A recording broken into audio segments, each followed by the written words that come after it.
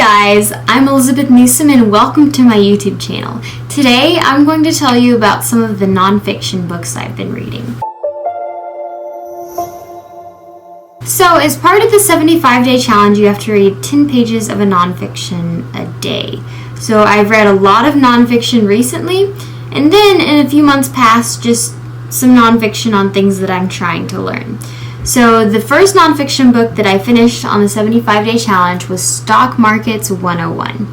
So this was a book just about the basic of stock markets, the history, what certain terms mean, and what pink slip stocks are, over-the-counter stocks, and then the different types of stock indexes and the NASDAQ and NYSE. So just a generic overview, and I can't say I'm necessarily a savvy investor now, but I definitely learned a lot of good basic information that will be helpful to know if I'm investing my money in stocks, which I am. The next book I read that I'm almost done with is Boundaries in Dating. As you can see, I am right here, so I only have maybe 10 or 20 more pages to go. But this has been a really good book so far. I read it actually during my first relationship. Now I'm reading it again during my second relationship. So a lot of it I already kind of know either through life experience, reading it the first time, or just reading the first original Boundaries book. But it's still really good to know. It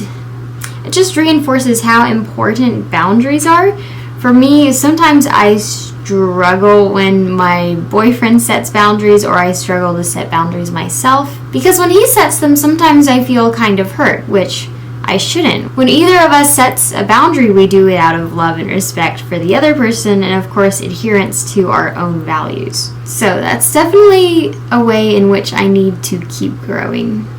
But this talks about all kinds of boundaries, not just physical boundaries, but emotional boundaries, boundaries on your time. So if you're not familiar with boundaries and you're in a relationship or want to be, I would highly recommend this. A book that I've been reading on and on for past few months is Falling in Love. So it's essentially about the psychology of falling in love and why we fall in love with the people we fall in love with. I mentioned this before on this channel because I've been reading it for a while. I just dog-eared the page, which I know is really bad, but I'm about halfway done, need to finish it eventually. I have several books that I'm kind of in the middle of right now, which is really weird. Usually I prefer to go through one and then finish it. I started this book a while ago, I Will Think You to Be Rich. I am also about halfway done. Oh my gosh, I need to finish these books. It's a book about finances for people in their 20s and 30s, and this has been so helpful and so practical. A few months ago, I decided I really wanted to get serious about personal finance. So I signed up for a class on it, and I also read this book on it, and it's been so enormously helpful. He talks about the importance of investing, about online savings account, about having a credit card and using it wisely and using the rewards so that a credit card actually pays you when you spend money, so long as you pay it off. And this encouraged me to get my first credit card back in January. It was a secured credit card at the time because I didn't have a credit score, but recently they gave me back my deposit. I currently have a credit score of 755, which obviously room for improvement, but it's a really good credit score. So I highly recommend this if you want to get serious about your personal finances and budgeting. The next book I'm in the middle of is A Millionaire Next Door. I'm actually a little over halfway done, maybe even 2/3. Oh my gosh, I need to finish these.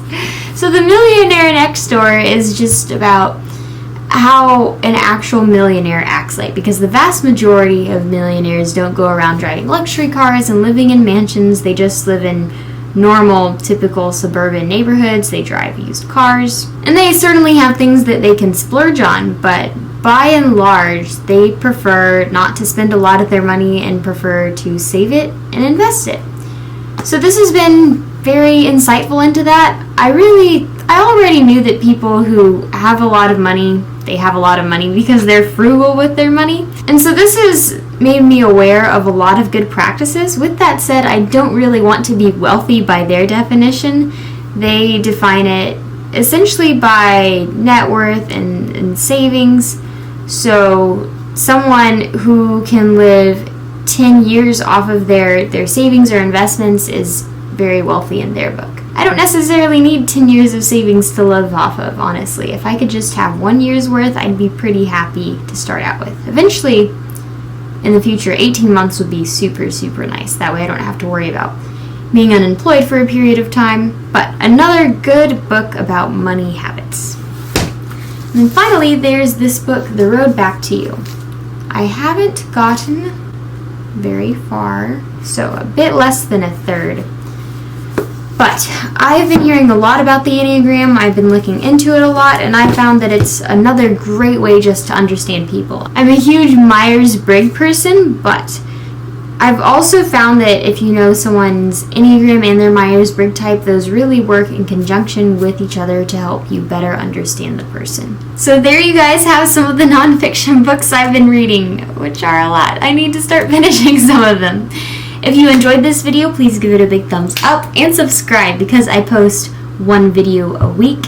And as always, I'd love to hear from you guys. In the comments, let me know about some of your favorite nonfiction books. So, let me know down below, and I'll see you next time. Bye!